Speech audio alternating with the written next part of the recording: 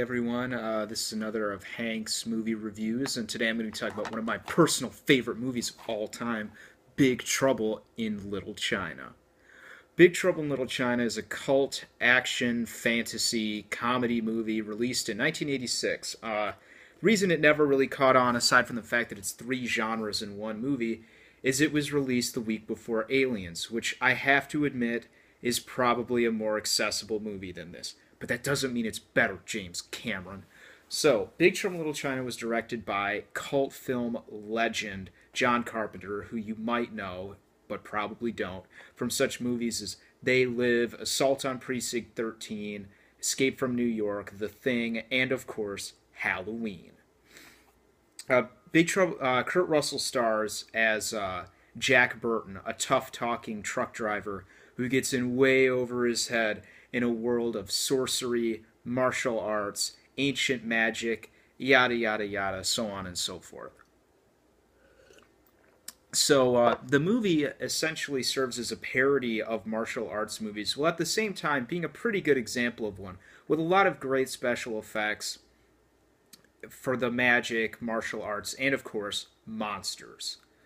Uh, so the funny thing about this movie is it's one of the few movies where there's an ethnic minority main character and a dumb white guy sidekick. You don't see that too often, but hey, John Carpenter was ahead of his time. So, like I said, the movie is also has a comedic bent to it, especially courtesy of Jack Burton, the main character, who is our audience surrogate because he knows nothing about martial arts, nothing about magic or China, but he's, the viewpoint character. And so a lot of his comments are pretty funny, especially, China is here? I don't even know what that means. Or, I'm a reasonable guy, but I've just experienced some very unreasonable things. I could go on and on. Another great thing about this movie, very quotable. You can quote this movie for pretty much anything, which of course adds to its rewatchability. Like I mentioned, John Carpenter wrote and directed the movie, but he also scored it. And this has probably one of the best 80s soundtracks ever, including a final number written and performed by John Carpenter in his band, the Coupe de Villes. Which, believe me, if you hear it, it will be stuck in your head for days. Which, it's a double-edged sword because it's if you're gonna have something stuck in your head, might as well be that song. Uh, Another great thing about this movie is the actor who plays Egg Shen, who sadly I don't know what his name is, but he's this truck driver who's also this Chinese sage about magic and the underworld and everything.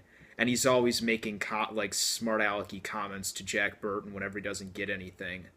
Like when he goes, uh, Jack Burton goes, "What's that? A six-demon bag? A six-demon bag? Sensational. What's in it?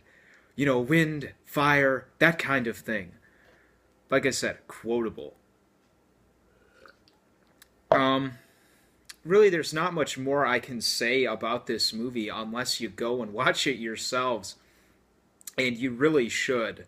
I mean, this is one of my favorite movies from my childhood. And it's a great entry point into John Carpenter's movies because this is one of his more, if you can believe it, lighter movies where there are monsters made out of eyeballs and hairy ape men and sorcerers that have to sacrifice women to become mortal again. Yeah, this is one of the lighter ones. Try watching The Thing first. But anyways, so if you want to start watching John Carpenter movies, you should probably start here, then move on to some of his darker work like Escape from New York or The Thing. So, in conclusion, it was good of me to rewatch one of the classic films from my youth, and you should watch it as well. I'm Hank, signing off.